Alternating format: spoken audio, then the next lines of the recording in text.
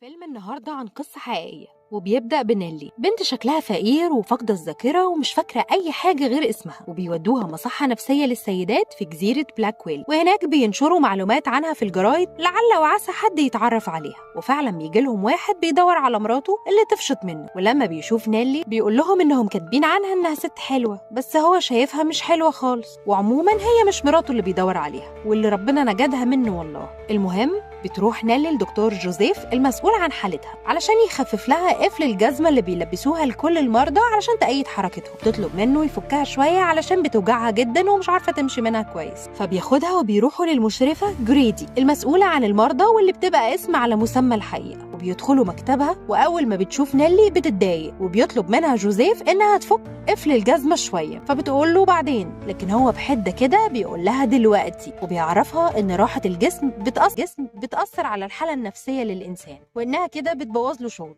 بياخد منها المفتاح وبيفك لها القفل، بس جريدي بتبقى مش طايقة نيلي. وأول ما جوزيف بيمشي تدخل ممرضة وبتقول لها إن المرضى الجداد وصلوا، فبتقول لها تاخد نيلي عشان تساعدها في تنظيفهم. ومن المرضى في واحدة اسمها لينا بتبقى رايحة تقعد على كرسي جريدي، بس نيلي بتشوفها وبتمنعها على طول عشان جريدي منع أي حد يلمس أي أساس في أوضتها. بس لينا بتقول لها انها مفتقده ابنها، وانها كانت بتقعد على كرسي زيه وهي بتاكله، وانها حتى وحشها بطانيته اللي لونها ازرق واللي اخدوها منها لما وصلت، وصعبت على نيلي جدا. بس بيقطع كلامهم ميعاد الاكل وبيستعدوا للاكل، فجريدي بتقول لهم نشيد وبيبقى لازم كلهم يقولوه وراها قبل ما ياكلوا والا نهارهم هيبقى مش فايق. وبيبقى قدام جريدي والممرضات أكل حلو، أما المرضى فليهم أسوأ أكل. ولينا أول ما بتشوف الكلام ده بتقول لنيلي إنها ما تقدرش تاكل الأكل ده، وإن لما جوزها وإخواتها يعرفوا مكانها هيجوا علشان ياخدوها على طول، وإنها من عائلة هولستر. وأول ما بتسمع نيلي كلمة هولستر دي وكأن بيحصل لها وميض في ذاكرتها،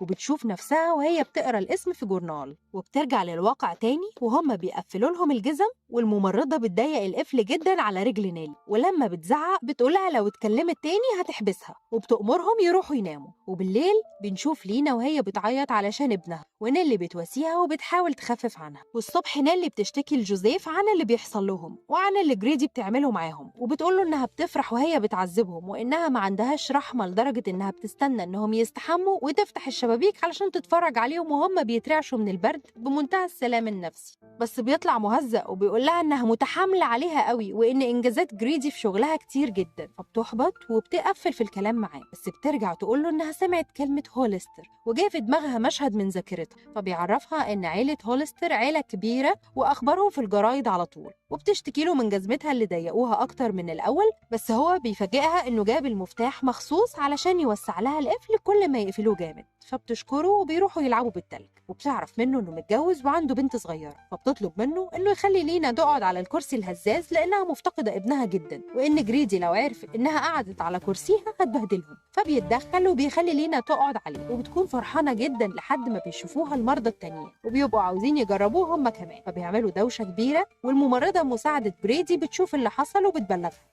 أما نيلي فبتنتهز الفرصة وبتدخل مكتب جريدي وبتفتح درج المكتب وبتبقى خايفة ومتوترة، بس بتلاقي بطانية ابن لينا الزرقاء وبتشوف أجندة وبتفتكر إنها بتاعتها. وفي الوقت ده بتوصل جريدي للمرضى وبتتعصب عليهم وبتمشيهم. والممرضة فينيس بتشوف نيلي وهي في المكتب، بس بتترجاها نيلي إنها تحتفظ بالأجندة بتاعتها. ساعتها فينيس بتقول لها إنها شخصية مشهورة بس هي مش فاكرة شافتها فين قبل كده، وبتديها بطانية لينا تخبيها علشان يدوها لها، وبيرجعوا كل حاجة مكانها. ونيلي بتروح للينا وبتديها بطانية ابنها وبتقول لها تخبيها علشان محدش يشوفها، وبتفرح لينا قوي وبتشكرها. وبعدها نيلي بتروح لجوزيف وبتديله الأجندة بتاعتها، وهو بيقول لها إنها مش محتاجة تعمل كل ده لأنها ابتدت تفتكر حاجات وبتتحسن عن الأول. وبيقول لها إن صحيح جريدي قاسية في معاملتها لكن قلبها كبير وإنها مش وحشة قوي كده يعني. وبياخد منها الأجندة وبيقول لها إنه هيخليها عنده وقت ما تحب تكتب فيها هتلاقيها موجودة. وبترجع نيلي للعنبر بتاعها، وجريدي بتبقى مجمعة المرضى وبتكلمهم، وبتشوف البطانية في ايد لينا بتشدها من ايديها، ولينا بتترجاها تخليها معاها وهي بتسألها هي جابتها منين، بس لينا ما بترضاش تقولها.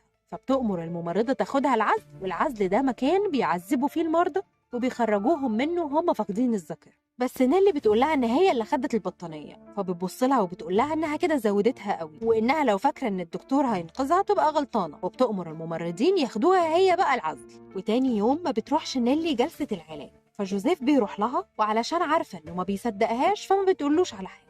بس هو بيقول لها إنه قرأ عن حالة فقد الذاكرة زيها كده في فرنسا. الحالة دي تعرضت للحرمان من الأكسجين، وبتشوف ممرضة بتراقبها فبتسيبه وبتمشي.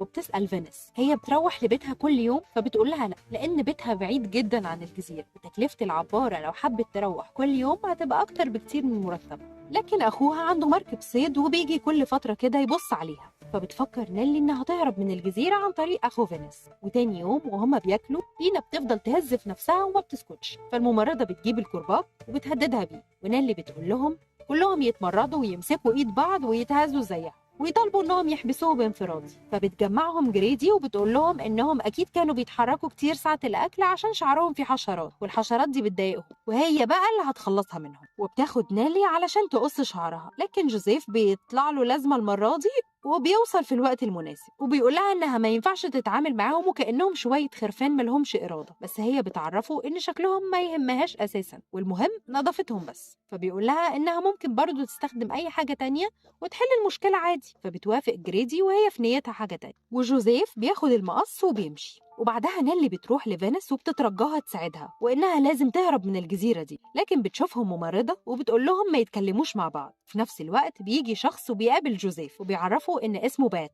وبيقول له إنه شاف الإعلان اللي كان عامله وشاف البنت اللي اسمها نيلي براون، وإنه حاسس إنها حبيبته اللي اختفت ودور عليها كتير وما لقاهاش. فبيطلب جوزيف من بات إنه يوصفها له، ولما بيوصفها له بيتأكد جوزيف إنها نيلي براون فعلا وبيرتبك جدا. بس بيقوله للأسف إن نيلي أهلها اتعرفوا عليها وأخدوها، وأنكر وجودها لأنه معجب بيها ومش عايزة تمشي.